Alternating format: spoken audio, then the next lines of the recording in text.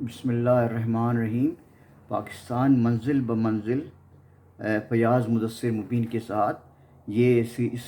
Serial کا آپ کے سامنے نیا ایپیسوڈ پیش کیا جا رہا ہے۔ یہ ایپیسوڈ 28 ایپیسوڈ نمبر 28 ہے، اور اس کو آپ کے سامنے فیاض مدثر مبین پیش کر رہے ہیں، جو کہ پروفیشنلی میکینیکل انجینئر ہیں اور بی اور ایم ایس ڈگری کے حامل ہیں، اور N E D University of Engineering and Technology میں درس و تدریس میں بھی مصروف رہے ہیں۔ اس کے ساتھ ساتھ فیاض مدثر مبین تاریخ پاکستان اور پاکستان کے طالب علم ہیں، اور پاکستان کی بہتری اور بہبود کی خواہش مند ہیں۔ سامعین اور ناظرین سے گزارش ہے کہ آپ اس ایپیسوڈ کو واچ کریں، خود واچ کریں، سبسکرائب کریں اور ڈسٹریبیوٹ کریں، اور اپنے کمنٹ سے آگاہ کریں تاکہ پاکستان کی سلامتی کا پیغام گھر گھر پہنچ سکے۔ اس 28ویں ایپیسوڈ میں پاکستان کی تاریخ کے وہ اہم واقعات پیش کی جا رہے ہیں جو مئی 1949 میں پیش آئے تھے۔ مئی 1949 کے جو مشہور واقعات ہیں ان میں سب سے پہلا اہم واقعہ یہ ہے کہ 2 مئی 1949 کو بلدیہ کراچی یعنی میونسپل کارپوریشن آف کراچی نے کراچی کی 42 شاہراہوں کے نام بدلنے کی تجویز منظور کی۔ اس میں پرانے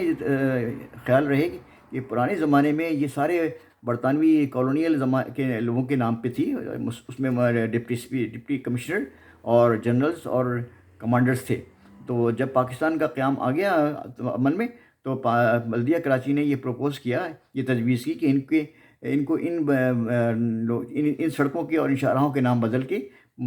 پاکستان کے جو لیڈر ہیں اور جنہوں نے تحریک پاکستان میں اعلیٰ کوشش کی اور اس میں بڑی صدق دل سے محنت کی، ان کے نام پر یہ رکھ دیے جائیں۔ 4 مئی 1949 متعصب ہندو لیڈر ولبھ بھائی پٹیل گجراتی نے ہندوستان کی آخری بڑی ریاست بھوپال پر بھی غاصبانہ قبضہ کرنے کا اعلان کیا۔ بھوپال ایک بڑی مشہور ریاست تھی جس نے مسلمانوں کی بڑی خدمت کی، اور آپ کو اس بات کا اشارہ اس بات سے ہے کہ علامہ اقبال کی جو کتابیں ہیں بانگ درا اور بال جبریل، یہ نواب بھوپال کے سرمائے سے یہ شائع ہوئی تھیں، اور نواب بھوپال کی بیگم جو ہیں آخری، انہوں نے بھی مسلمانوں کی خدمت میں بہت حصہ لیا، اور علی گڑھ مسلم یونیورسٹی کو بہت بڑی تعداد میں، بہت بڑی مقدار میں اور اعداد میں ان کو فائنینشیل ایڈ دی۔ یہ بڑی بدنصیبی ہے کہ بھارت نے 1947 کے بعد کسی مسلمان ریاست کو قائم نہیں رہنے دیا، اور تمام ریاستیں آہستہ آہستہ ختم گئیں، جن میں سب سے بڑی ریاست حیدرآباد تھی، پھر بھوپال تھی، اس کے بعد جوناگڑھ تھی، ماناودر تھی، منگرول تھی، اور اس کے علاوہ اور بہت سی ریاستیں تھیں جن پر غاصبانہ قبضہ کر لیا گیا۔ 9 مئی 1949 کو نوشہرہ کے قریب خٹک کے مقام پر مشہور پشتو شاعر خوشحال خاں خٹک کے مقبرے کی تعمیر مکمل ہوئی۔ خوشحال خاں خٹک پشتو زبان کے سب سے بڑے شاعر ہیں، اور ان کی شاعری بہت متاثر کن ہے، اور انہوں نے بڑی خوبی کے ساتھ اور بڑی محنت کے ساتھ شاعری قلم بند کی ہے، اور وہ دل کو بہت متاثر کرتی ہے۔ 10 مئی کو وزیر اعظم قائد ملت لیاقت علی خان مصر کے سرکاری دور پر روانہ ہوئے۔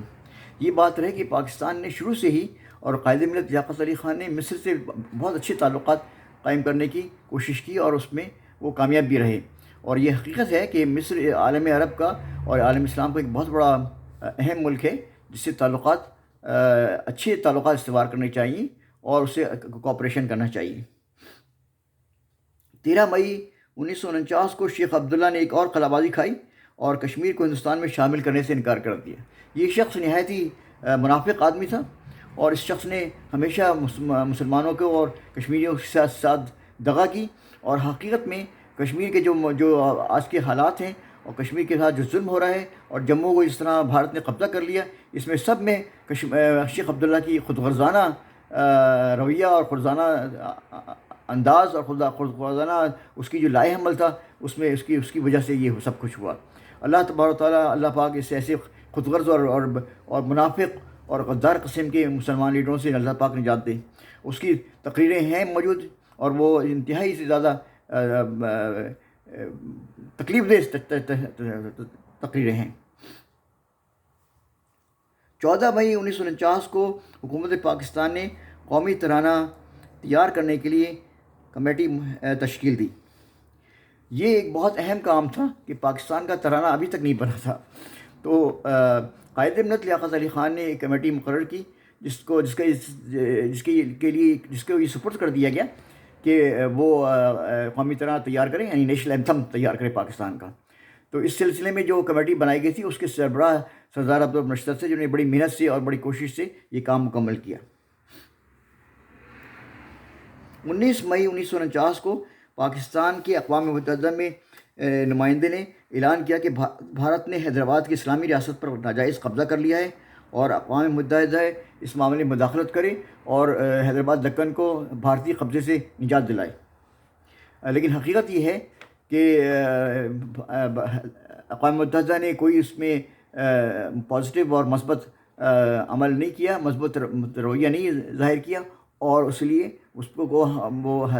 بھارت حیدرآباد کی اتنی بڑی مسلم اسٹیٹ کو ہڑپ کر گیا، اور ہمیشہ ہمیشہ کے لیے وہ صفحہ حصی سے مٹ گئی۔ 22 مئی 1949 کو مصر اور پاکستان کے درمیان پہلے تجارتی معاہدے پر دستخط ہوئے۔ اس میں پاکستان کی طرف سے قائد ملت لیاقت علی خان وزیر اعظم پاکستان نے دستخط کیے، اور مصر کی طرف سے مصر کے وزیر اعظم نے دستخط کیے تھے۔ 26 مئی کو حکومت پاکستان نے مشتاق احمد گورمانی کو وزیر امور کشمیر مقرر کیا۔ کشمیر ایک ایسا منسٹری تھی، ایسا محکمہ تھا جس کو کہ وہ بہت زبردست کوشش اور محنت کرنے کی ضرورت تھی، اور اسی لیے حکومت پاکستان نے ایک انرجیٹک اور ڈائنامک شخص مشتاق احمد گوربانی کو اس کا وزیر مقرر کیا گیا، اور انہوں نے ان کو یہ کام تجویز کیا گیا، تفویض کیا گیا کہ وہ کشمیر کو بھارت کے قبضے سے رہائی دلائیں۔ 4 مئی 1949 کو کراچی میں پیر سید محمد افضل شاہ کی صدارت میں حر جماعت کی 2 روزہ کانفرنس شروع ہوئی۔ حر ایک دینی اور سماجی اور اخلاقی گروپ ہے جو سندھ میں بیشتر مرکز ہے، سندھ میں کنسنٹریٹ ہے، اور اس کے سربراہ جو ہیں اس وقت 1949 میں پیر سید محمد افضل شاہ تھے، پھر بعد میں مردان علی شاہ بن گئے تھے، اور یہ بڑا انہوں نے ستمبر 1965 کی جنگ میں بڑا پازیٹیو رول کیا، اور پاکستان کی افواج کے ساتھ ساتھ انہوں نے پاکستان کا دفاع کیا۔ 8 مئی 1949 کو پاکستان کی پہلی قومی خبر رساں ایجنسی رجسٹرڈ ہوئی۔ یہ بہت اہم سنگ میل تھا۔ اس ایجنسی کا نام ایسوسیٹڈ پریس آف پاکستان تھا، یعنی APP کے نام سے تھی۔ اس کے کمپنی کے ڈائریکٹرز میں مرزا احمد اصفہانی مارننگ نیوز سے تھے، اور محمود ہارون ڈان اخبار سے، اور مسٹر بسٹن سول اینڈ ملٹری گیزٹ سے نمائندے تھے، اور میاں افتخار الدین پاکستان ٹائمز سے نمائندے تھے۔ مولانا اختر علی خان زمیندار سے نمائندے تھے، اور حمید نظامی نوائے وقت سے نمائندے تھے۔ ملک تاج الدین اس کے جنرل میجر تھے، اور اسی ادارے کے جنرل میجر بنے ملک تاج الدین صاحب۔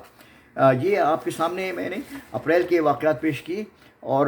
اللہ تعالیٰ سے دعا ہے کہ یہ واقعات آپ لوگوں کو بتائیں، خود اس کو واچ کریں، ڈائجسٹ کریں، اور لوگوں کو بتائیں، اور اس کا تاکہ گھر گھر تک پاکستان کی شاندار ماضی کی تفاصیل تک گھر گھر پہنچ سکیں، اور نئی نسل کو بھی واقف ہو سکے۔ میری دعا ہے کہ اللہ تعالیٰ مجھے اس کی ہمت دے اور حوصلہ دے، تاکہ میں یہ کام 2023 تک مکمل کر سکوں۔ آپ سے دعاؤں کی گزارش ہے، اللہ تعالیٰ ہم سب لوگوں کو عافیت میں رکھے، سلامتی کے ساتھ رکھے، اور پاکستان کو قائم رکھے۔ پاکستان پائندہ باد۔